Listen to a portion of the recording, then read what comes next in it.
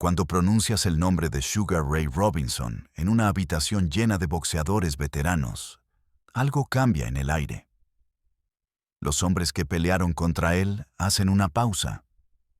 Respiran diferente. Miran hacia un punto distante, como si estuvieran viendo algo que solo ellos pueden ver. Y luego hablan, no con miedo, sino con un respeto que no necesita explicación. Sugar Ray Robinson. Sugar Ray Robinson. Sugar Ray Robinson. El nombre se repite como un mantra que evoca algo más grande que el deporte mismo. Jake LaMotta, quien lo enfrentó 6 veces, dijo algo que resume lo que todos sintieron. Peleé contra Sugar Ray tantas veces que tengo pesadillas donde todavía me está golpeando. Y en esas pesadillas, yo sigo sin poder tocarlo. Esa reacción, esa verdad inmediata y cruda, se repitió una y otra vez durante décadas. No importaba si eras campeón mundial o un prospecto prometedor. Cuando hablabas de Robinson, tu voz cambiaba. Porque esto no es solo la historia de un boxeador invicto, más allá de la crónica sobre un atleta que lideró diversas categorías. Esta narrativa explora lo que ocurría al margen del espectáculo. Justo cuando la atención mediática cesaba. En esos instantes donde los competidores, resguardados en zonas privadas, compartían sus impresiones más genuinas. Aquella sensación superaba cualquier impacto físico conocido. La inmensa presión de medirse ante un nivel de ejecución impecable. La primera vez que los boxeadores se encontraban con Sugar Ray Robinson, algo fundamental cambiaba en su comprensión del deporte. Gene Fullmer, quien ganó el título de peso mediano contra Robinson en 1957, recordó su primer encuentro en el gimnasio antes de la pelea. Lo vi entrenar y pensé que era un bailarín, no un boxeador. Se movía con tanta gracia que parecía imposible que pudiera golpear fuerte. Estaba equivocado de la manera más dolorosa posible. Esa primera impresión engañosa fue común entre quienes lo enfrentaron. Robinson no se parecía a ningún otro boxeador de su era. Medía 1.82 metros. Pesaba alrededor de 75 kilos cuando peleaba en peso medio. Y su físico era el de un atleta completo. No era particularmente grande. No era el más musculoso. Pero cuando se movía, el ring parecía más pequeño. Carmen Basilio, otro de sus grandes rivales, describió la experiencia de manera diferente. La primera vez que lo vi en persona fue en el pesaje. Pensé, este tipo se ve viejo. Puedo con él. Tenía 37 años cuando peleamos. Yo estaba en mi mejor momento. Gané esa pelea. Pero salí del ring preguntándome si realmente había ganado algo o si él simplemente había tenido una mala noche. Esa duda, esa sensación de que incluso derrotarlo no era suficiente, perseguía a quienes lo enfrentaron. Lo que hacía diferente a Robinson no era solo su técnica o su velocidad. Era la manera en que combinaba elementos que no deberían coexistir en un mismo boxeador. Rocky Graziano, quien nunca peleó contra él, pero entrenó en el mismo gimnasio durante años, explicó: Sugar Ray tenía el poder de un peso pesado en las manos, de un peso welter. Tenía la velocidad de un peso gallo y el cerebro de un maestro de ajedrez. No podías prepararte para eso porque no existía un manual de entrenamiento para enfrentar a alguien así. Los entrenadores que preparaban a los boxeadores para enfrentar a Robinson se encontraban con un problema insuperable. No había nadie con quien pudieran entrenar que replicara su estilo. Kid Gavilán, el brillante boxeador cubano que lo enfrentó en 1949, admitió después: mi entrenador me dijo que me moviera, que usara mi velocidad, que lo mantuviera a distancia. Intenté todo eso. Robinson me alcanzaba cuando yo retrocedía, me golpeaba cuando yo atacaba y me esquivaba cuando yo pensaba que lo tenía acorralado. Era como pelear contra 3 hombres diferentes al mismo tiempo. Esa fue la experiencia universal. Robinson no tenía un solo estilo. Cambiaba durante la pelea, adaptándose a lo que su oponente hacía, cerrando cada puerta estratégica antes de que el otro boxeador supiera que estaba abierta. El dominio de Robinson creaba un tipo específico de presión psicológica que trascendía lo físico.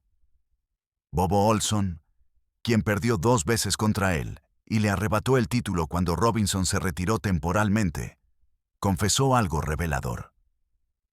Cuando Sugar Ray anunció su retiro en 1952, sentí alivio. No alegría, no satisfacción de que finalmente podría ser campeón. Solo alivio de que no tendría que enfrentarlo nunca más.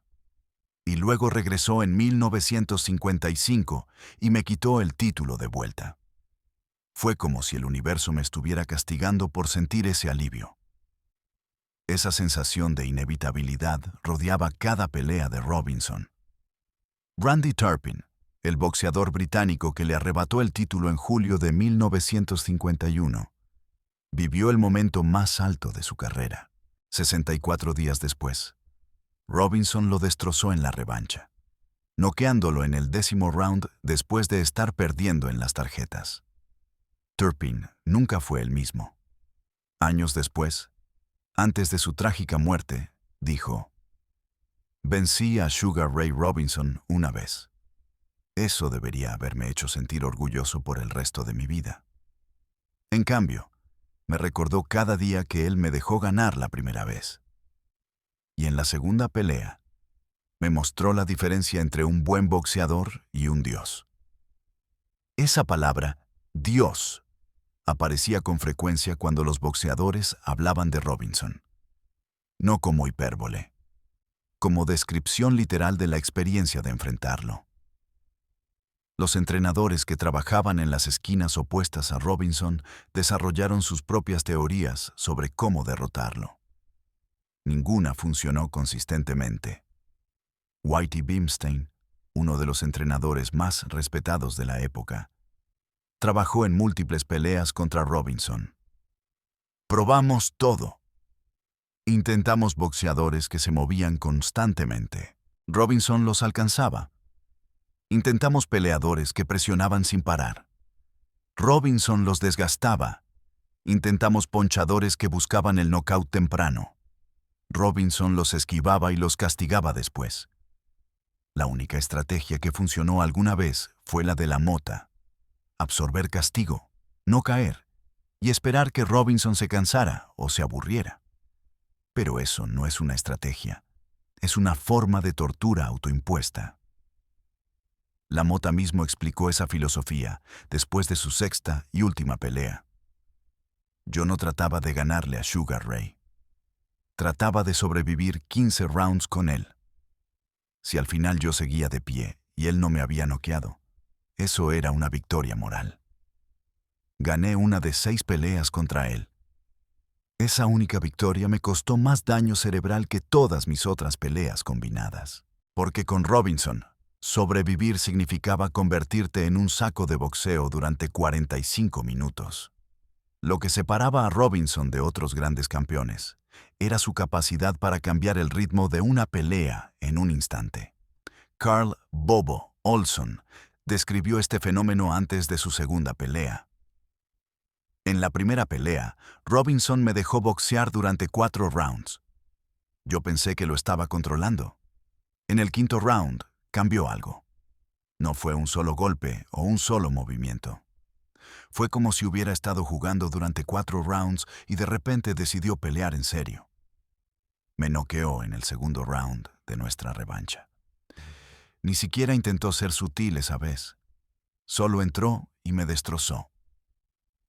Ese cambio de ritmo era la firma de Robinson.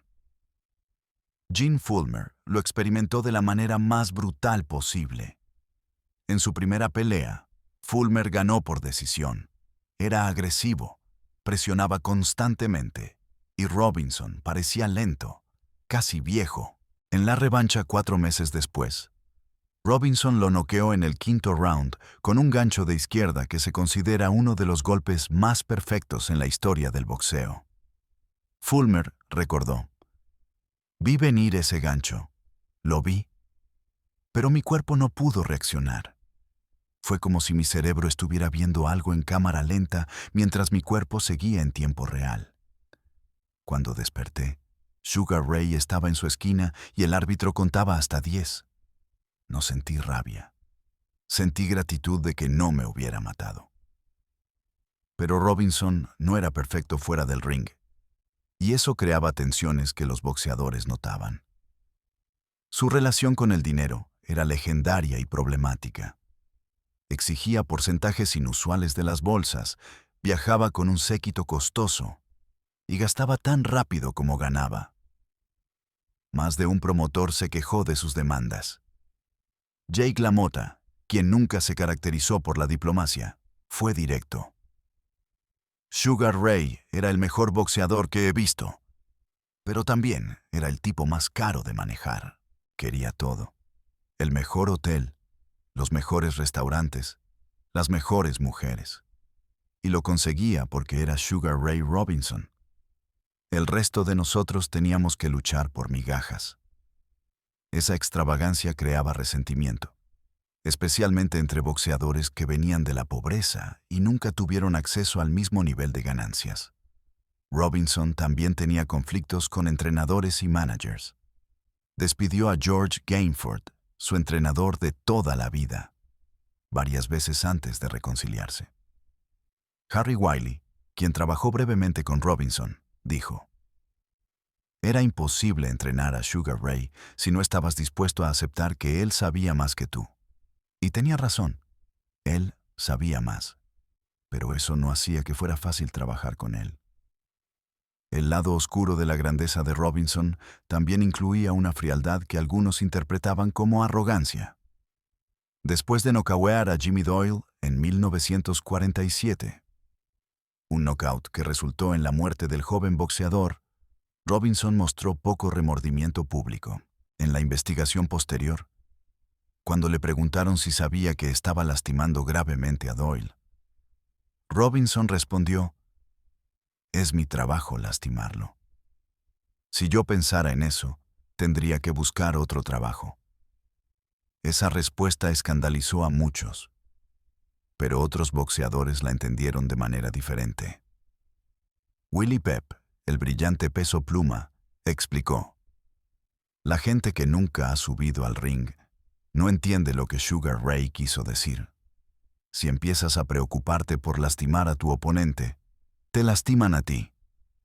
Es horrible lo que le pasó a Doyle, pero Robinson tenía razón. Si no puedes aceptar esa parte del boxeo, no deberías estar ahí. Sin embargo, Robinson sí pagó los gastos del funeral de Doyle y apoyó financieramente a su madre durante años. Nunca habló públicamente de ello. Ese era Robinson. Generoso en privado, aparentemente frío en público, siempre protegiéndose emocionalmente de un deporte brutal. Había momentos específicos que definían lo que significaba enfrentar a Sugar Ray Robinson. El 14 de febrero de 1951, contra LaMotta en Chicago, en lo que se conoció como la masacre del día de San Valentín. Esa noche, el Chicago Stadium estaba lleno hasta la capacidad. La temperatura dentro del edificio era sofocante. LaMotta entró en su mejor forma física, determinado a finalmente vencer decisivamente a Robinson.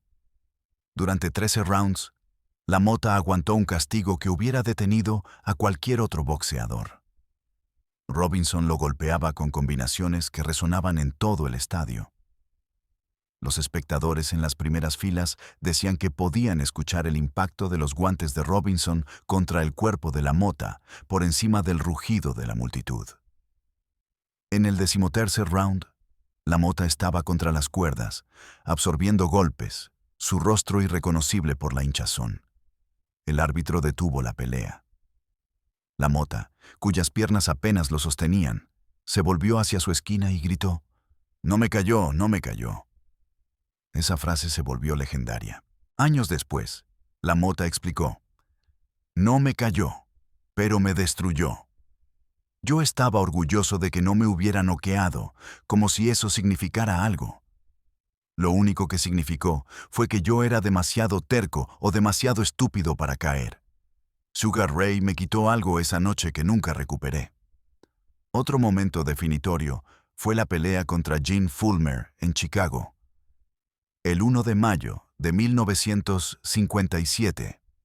Robinson había perdido el título 4 meses antes, en una decisión unánime. Tenía 36 años. Muchos pensaban que era el final. En la revancha, Robinson boxeó con paciencia durante 4 rounds, estudiando a Fullmer, esperando. En el quinto round, con Fullmer presionando agresivamente, Robinson lanzó un gancho de izquierda que partió desde abajo. Giró con todo su cuerpo y conectó perfectamente en la mandíbula de Fullmer. Fullmer cayó como si le hubieran cortado los hilos de una marioneta. La foto del knockout se volvió icónica. Robinson en su seguimiento, Fullmer cayendo, el momento exacto en que la juventud se encontró con la maestría y perdió. Nat Fleischer, el legendario editor de The Ring Magazine, estaba en ringside esa noche. En 40 años cubriendo boxeo, nunca vi un golpe más perfecto. No fue el más fuerte. No fue el más rápido. Fue el más perfecto. Sugar Ray esperó la apertura exacta, en el momento exacto, y entregó el golpe exacto. Eso es lo que lo separaba de todos los demás. La tercera pelea legendaria fue contra Carmen Basilio el 23 de septiembre de 1957, también en Chicago. Basilio era un peleador despiadado, un hombre que venía de trabajar en las granjas de cebolla del norte de Nueva York, que no sabía cómo retroceder. Pelearon durante 15 rounds brutales. Robinson ganó por decisión dividida en una de las peleas más controvertidas de la década. Lo notable no fue el resultado, fue lo que sucedió después. En la revancha 6 meses después, Robinson, ahora con 37 años, venció nuevamente a Basilio. Después de la segunda pelea, Basilio dijo algo que resonó en toda la comunidad del boxeo. Vencí a grandes peleadores en mi carrera, pero contra Sugar Ray, incluso cuando gané la primera pelea, sentí que estaba peleando contra la historia misma. No era solo él, era todo lo que él representaba. Cada vez que yo lanzaba un golpe, sentía que estaba golpeando contra 50 años de tradición del boxeo. Y eso es imposible de vencer. Esa fue quizás la descripción más precisa de lo que significaba enfrentar a Robinson en la cúspide de su leyenda. El impacto de Robinson en las generaciones posteriores fue profundo y específico. Muhammad Ali, quien nunca ocultó su admiración por Robinson, dijo: Sugar Ray Robinson fue el rey, el maestro, mi ídolo. Más que un ídolo, él era la estrella que guiaba todo lo que yo trataba de hacer en el ring. Ali imitó el estilo defensivo de Robinson, su capacidad para hacer que los oponentes fallaran golpes, su elegancia bajo presión. Pero Ali también reconoció las diferencias. Yo era más grande, más rápido en línea recta. Pero Sugar Ray tenía algo que yo nunca tuve. Él podía pelear hacia adelante o hacia atrás con la misma efectividad. Yo necesitaba espacio. Él podía pelear en un teléfono.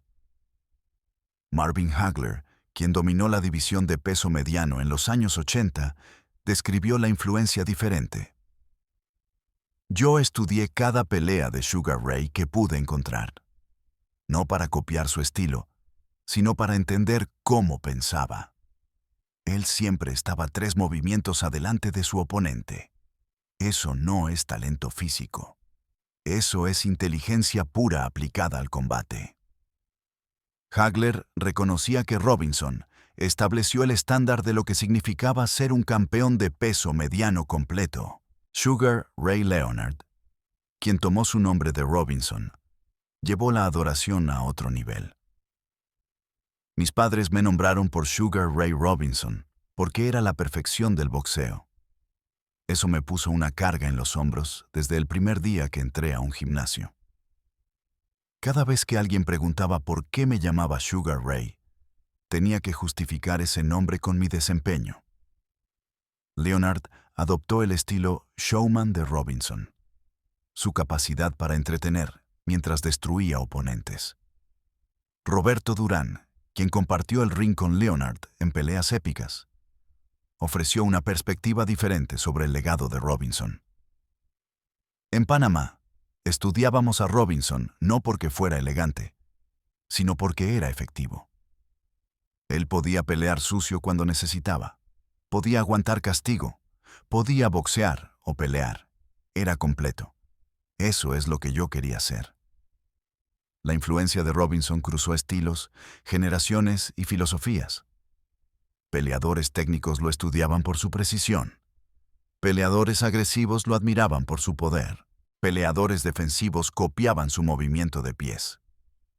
Tommy Hearns, otro peso mediano legendario de Detroit, la ciudad que Robinson ayudó a poner en el mapa del boxeo, explicó la presión de ese legado. Crecer en Detroit como boxeador significaba que cada día alguien te comparaba con Sugar Ray Robinson. No era inspirador, era agobiante. Él estableció un estándar que nadie podía alcanzar. Y cuando yo gané mis títulos mundiales, la gente en Detroit todavía decía, pero no es Sugar Ray. Eventualmente acepté que estaban en lo correcto. Nadie era Sugar Ray. Esa aceptación, esa comprensión de que Robinson existía en su propia categoría, se volvió universal entre los grandes del deporte. Oscar de la Hoya, quien ganó títulos en 6 divisiones diferentes, dijo: la gente me pregunta quién es el mejor boxeador pound for pound de todos los tiempos. Siempre respondo Sugar Ray Robinson. Ni siquiera es una pregunta. Él es el estándar por el cual todos los demás son medidos. Y todos los demás nos quedamos cortos. Esa no era falsa modestia. Era reconocimiento de una verdad que trascendía egos y generaciones. Las historias que nunca aparecieron en los periódicos revelaban un lado diferente de Robinson. En los gimnasios de Nueva York, donde Robinson entrenaba cuando no estaba peleando, desarrolló una reputación de generosidad con los jóvenes boxeadores. Joey Archer, quien se convirtió en un contendiente de peso mediano en los años 60, recordó: yo era un muchacho de 17 años en el gimnasio Stillman cuando Sugar Ray entró. Me vio trabajando en la bolsa y se acercó. Me corrigió mi guardia, me mostró cómo girar mis golpes. Le pregunté por qué ayudaba a un desconocido. Me dijo, porque alguien me ayudó cuando yo era un niño. Nunca olvidé eso. Esas interacciones privadas contrastaban con la imagen pública de Robinson como distante y centrado en sí mismo. Emil Griffith, quien mató accidentalmente a Benny Parrott en el ring en 1962, encontró consuelo en Robinson durante los meses oscuros que siguieron. Sugar Ray me llamó después de lo que pasó con Parrott. Él había vivido lo mismo con Jimmy Doyle. Me dijo que el boxeo era cruel, pero que yo no era un asesino. Era un boxeador haciendo su trabajo. Esas palabras me salvaron la vida. Nadie más entendía lo que yo sentía, excepto él. Los momentos de vulnerabilidad de Robinson eran raros, pero reveladores. Después de su derrota contra Joey Maxim en 1952, cuando Robinson colapsó por agotamiento por calor en el 13º round mientras ganaba claramente, mostró frustración pública por primera vez. George Gainford, su entrenador, describió la escena en el vestuario. Sugar Ray lloró esa noche, no de dolor físico, de frustración. Él sabía que era el mejor boxeador en ese ring, pero el calor lo venció. No un hombre, el clima. Para una persona de su alta autoestima, aquel desenlace resultaba inadmisible. Dicho evento no favorable precipitó el cese temporal de actividades de Robinson. Al reintegrarse tras un lapso bianual, Su configuración había variado. Se mostraba más estratégico y minimizaba la exposición a variables de alto riesgo. Un colega del gremio observó la modificación. El sujeto que retornó en el 55 difería del que partió. Poseía mayor agudeza intelectual y templanza. Disminuyó su celeridad motriz, pero capitalizó un activo superior: experiencia aplicada. Comprendía cómo alcanzar el éxito sin comprometer su integridad física. Esa adaptación prolongó su trayectoria profesional más allá de las proyecciones habituales. En las zonas de acondicionamiento, el individuo era célebre por sus protocolos exhaustivos. Un asociado de categoría semipesada compartió espacio con él. El sujeto operaba con la precisión de un especialista clínico previo a una intervención delicada. Cada elemento de protección textil requería exactitud milimétrica. Sus herramientas manuales debían ajustarse a la perfección. Su dispositivo de seguridad dental debía estar higienizado y situado correctamente. Observarlo prepararse era ver a un hombre transformarse de persona a arma. Esa atención al detalle se extendía a todo. Robinson insistía en tener sus propias toallas, su propia agua, su propio equipo. No confiaba en los promotores para proporcionar nada. Maxi Berger, un entrenador que trabajó con múltiples oponentes de Robinson, explicó: no era paranoia, era profesionalismo. Sugar Ray sabía que en el boxeo, especialmente en esa época, no podías confiar en nadie excepto en ti mismo. Vi promociones donde daban agua tibia a los boxeadores, vendajes de baja calidad, guantes manipulados. Robinson no permitía ninguna de esas cosas. La relación de Robinson con la comunidad afroamericana era compleja y significativa. En una época donde los boxeadores negros enfrentaban discriminación sistemática, Robinson vivía abiertamente una vida de lujo. Tenía un Cadillac rosado personalizado, restaurantes, negocios inmobiliarios. Floyd Patterson, quien se convirtió en el campeón de peso pesado más joven de la historia, vio en Robinson un modelo diferente.